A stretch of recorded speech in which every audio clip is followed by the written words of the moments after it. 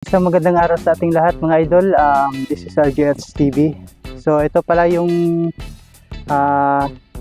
ginawa kong spray type, no, na personal unit natin, yung previous video ko.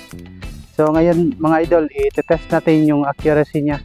So kahit naman spray type, try natin kung hanggang accurate ba siya sa 20 or 25 meters. So ito siya mga idol. So meron na rin siyang bipod. So tara idol, samahan nyo ako mga idol. Ito yung target natin mga idol. Yung nasa dulo. Yan siya, sinukat ko na siya kanina. Nasa 25 meters lang yan. Mula dito sa ating pwesto. Doon tayo magbabaril. So mag-set up lang tayo ng ating isang cellphone mga idol, kasi wala tayong magamit na na side cam ngayon. So ito yung target natin. Lalagay tayo ng isang cellphone dito. Yan siya, takip ng plastic bottle. So doon tayo pupwesto mga idol. Medyo malayo na rin siya. So try natin idol kung naka-zero pa rin yung scope natin sa 25 meters. So try natin mga idol, no. So sprayhan lang muna natin ng 3 spray. Ito lang yung hassle sa spray type mga idol, no. Spray tayo ng spray, hindi katulad ng bitin na push lang tayo ng push. So 3 hanggang 4 na spray yung ginawa natin.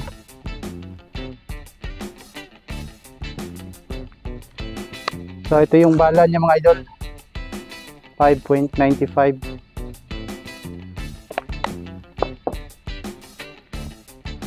So first shots mga idol, clean hit tayo mga idol. So try pa natin ng pangalawang shots mga idol.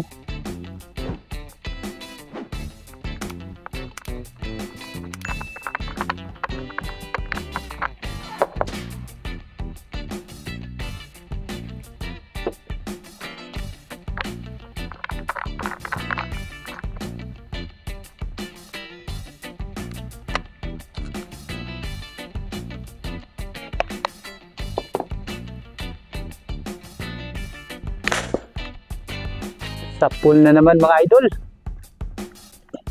So pangatlo mga idol, hindi pa rin nagbabago yung zero niya. Yun, sa pool na naman, clean hit na naman tayo mga idol. So pang-apat na to mga idol, no.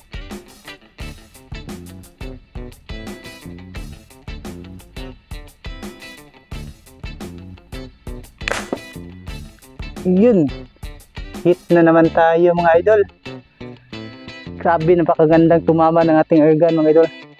This is 25 meters lang, no, yung range natin mula dito sa pinagbabarilan natin. So pang-apat na yun mga idol, sa pool pa rin. So tara mga idol, lapitan natin yung target natin. Titingnan natin yung tama niya.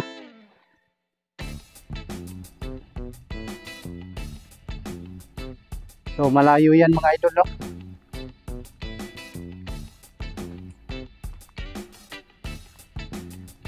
Ah, 25 meters distance.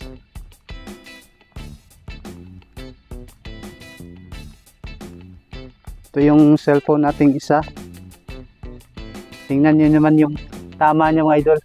Grabe, hindi siya nagbabago mga idol. So try natin ang ibang target naman mga idol. Balik tayo dun sa pisto natin.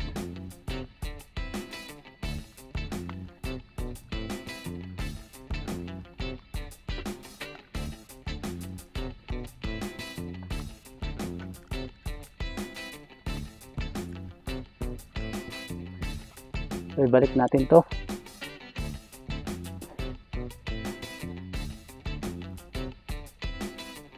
So, i-try natin tong tatlong battery mga idol. papatayuin natin doon. So tara, set up mo lang muna ito mga idol. So try natin sa battery. So unahin natin yung nasa kaliwa mga idol. Clean hit na naman. Grabe, napakaayos talaga ng barrel na to. Pangalawang tira mga idol, yung battery pa rin. Yung sa gitna yung titirahin natin.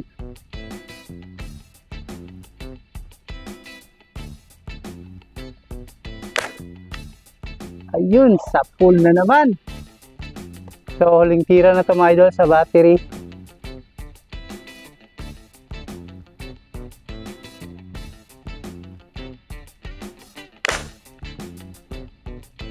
Hit pa rin mga idol. Clean hit. Okay. Okay na to. Zero na siya, no? So, napakagandang gamitin niya mga idol. So, ngayon, titingnan natin yung patama ng ating laruan sa mga battery mga idol. Tara. Ito natin.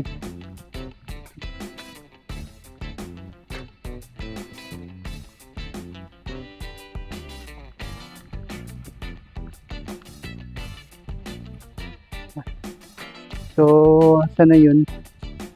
Ito yung una. Grabe mga idol. Na pumasok yung bulita sa loob. So, may pumasok na bulitas dito mga idol. Hindi tumagos. Tapos, ito yung pangalawa mga idol. Ito. So, hindi rin siya tumagos. Yan. Tapos ito yung pangatlo. Ito tumagos siya idol. Yan o.